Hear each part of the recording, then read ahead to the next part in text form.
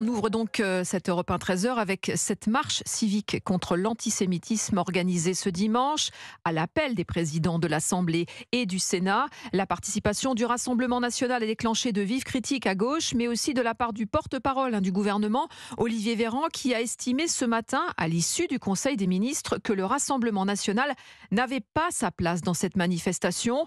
Mais Arthur Delaborde, ce matin, la question que l'on se pose, c'est est-ce qu'Emmanuel Macron sera présent dimanche ?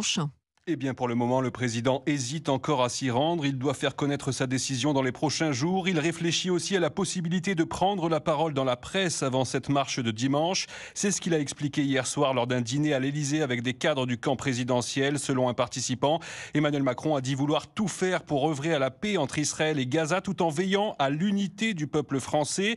Le président a fait part de sa crainte de voir le pays coupé en deux, appelant ses proches à ne pas apparaître déconnectés des préoccupations des Français, en soulignant que beaucoup d'entre eux n'étaient pas confrontés à l'antisémitisme au quotidien. Et si on ne sait pas encore si le chef de l'État se rendra donc à cette marche dimanche, la première ministre Elisabeth Borne, elle, sera bien présente. C'est ce que vient de confirmer le porte-parole du gouvernement, Olivier Véran. Arthur Delaborde du service politique d'Europe 1.